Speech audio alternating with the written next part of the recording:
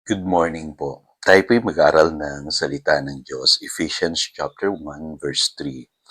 Purihin ang Diyos at Ama ng ating Panginoong Hesukristo. Pinagkalooban niya tayo ng lahat ng pagpapalang espiritual at makalangit dahil sa ating makikipag-isa kay Kristo. The Father who blesses His children.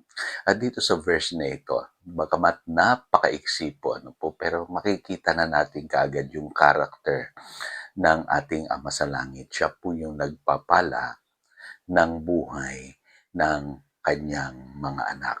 Kaya tayo po dapat magkaroon tayo ng ganong idea. Kasi kadalasan po, may mali tayong pagkakilala sa Diyos. Para bagang ang Diyos ay napaka-distant, napakalayo, at para bang hindi siya concern sa ating pong mga pangangailangan. At dito po sa ating series, isang bagay na tutunan natin na ang Christianity pala ay hindi lang relihiyon or organisasyon o samahan, kundi ito po ay pamilya. Na kung saan ang Diyos ay tinuturing nating Ama. At pagka nakita niyo po ng ganoon yung Christianity, ang laki po ng ipagbabago ng inyong buhay. Dahil pagtitiwalaan niyong lubos yung ating pong Ama sa langit. Ngayon, malinaw po dito sa verse na ito na lahat po ng pagpapalang espiritual inilaan na sa atin ng Diyos. Dahil po sa ating pakikipag-isa kay Kristo. At gusto ko pong makita ninyo yung kahalagahan ng salitang lahat. Kasi marami pong verses sa Bible na binabanggit po yung salitang lahat, o all. Unang-una po makikita nyo rito, sa 2 Corinthians chapter 9 verse 8, magagawa ng Diyos na pasaganahin kayo sa lahat ng bagay at higit pa sa inyong pangangailangan. So, ginamit na salita dyan, lahat, all. Sa 1 Peter chapter 5 verse 7, cast all your anxiety on Him because He cares for you. Lahat daw po ng ating kabalisahan, pwede nating ipagkatiwala sa Diyos. At yung sabi sa Matthew chapter 6 verse 33, kung tayo po uunahin natin, hahanapin natin yung paghahari ng Diyos sa ating buhay at mamumuhay sangayon sa kanyang kalooban na sabi, at ibibigay niya sa inyo ang lahat ng inyong pangangailangan. So malinaw po, all the spiritual blessings, in Christ, available na po sa ating mga believers. Ngayon, shortcutin ko na lamang po yung paliwanag. Bilang mga anak ng Diyos, you are already blessed. Blessed ka na. So, ang malaking tanong na lang, Pastor, bakit hindi ko nararanasan yan? Ito po yung mahalaga. Ano po yung sinasabi sa 1 Corinthians chapter 2, verse 12? Ang tinanggap natin ay hindi ang espiritu ng sanlibutan, kundi ang espiritu na mula sa Diyos upang maunawaan natin ang mga kaloob niya sa atin. Kailangan pala may revelation tayo. May unawa tayo kung ano po yung inilaan ng Diyos para sa ating mga anak niya. Kaya pwedeng sa mundong ito, matagal ka ng Christian, hindi mo alam yung mga blessings na inilaanan ng Diyos sa iyo. Kaya hindi mo ito na-appreciate at hindi mo ito nararanasan sa iyong buhay. Bukod sa revelation, kailangan po piliin din nating mamuhay sa blessing. Ang ibig sabihin lamang niyan, hindi lamang alam natin na tayo mga anak ng Diyos, tayo ay blessed, at alam natin yung mga bagay na binigay na ng Diyos sa atin, freely given to us by our Father. Kailangan din pipiliin natin sa bawat araw na mamuhay on the blessing side. At lagi ko nga pong sinasabi sa inyo, kahit anong sinasabi ng mundo o nangyayari man sa mundong ito, lagi nating pipiliin yung sinabi ng Diyos. Kaya paalala ng Panginoon doon sa mga Israelites sa Deuteronomy 30 verse 19, sabi niya, saksi ko ang langit at ang lupa na ngayon inilahad ko sa inyo ang buhay o kamatayan at ang pagpapala o sumpa.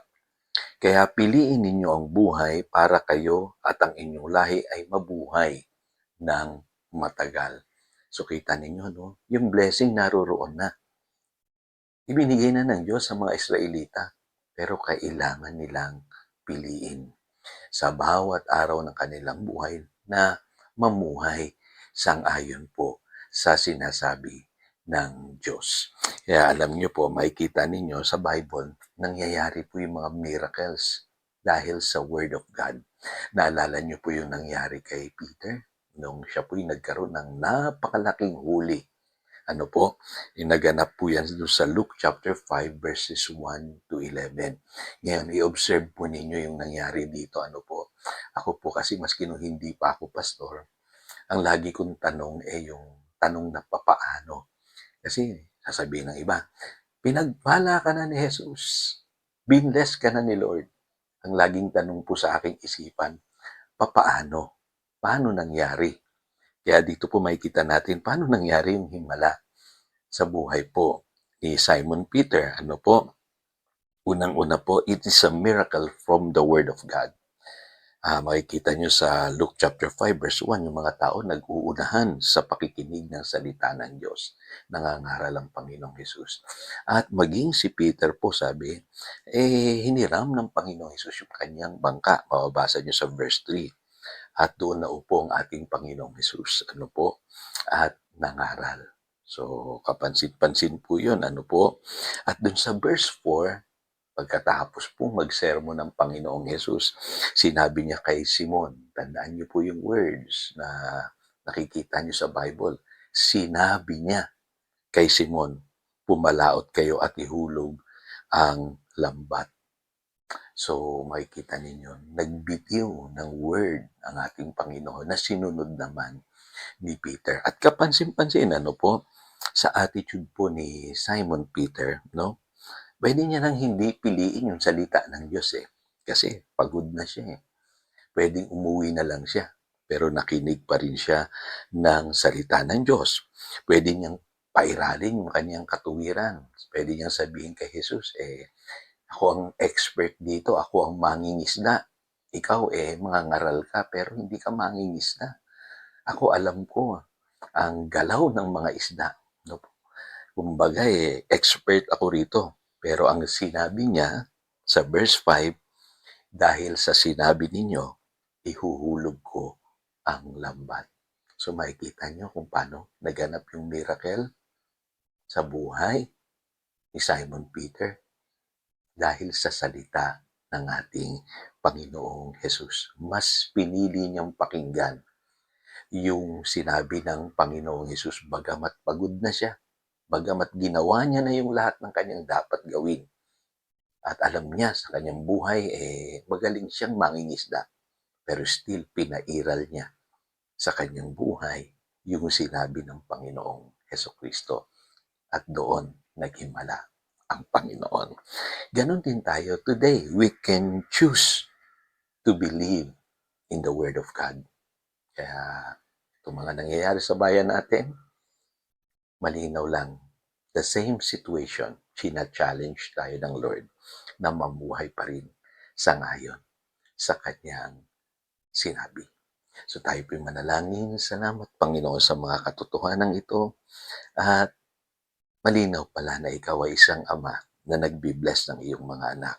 At ngayon alam na namin nagaganap ang lahat kung pipiliin namin palagi ang sinabi mo sa aming buhay. Lagi naming sasabihin na kami ay blessed at kami ay mag-ooperate palagi according to the Word of God.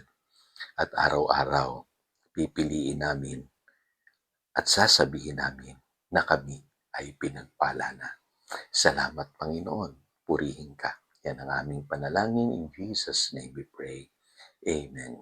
Again, ito si Pastor Jojo nagpapaalala upang daluyan tayo ng pagpapala, manatili tayo sa kanyang salita. Good morning.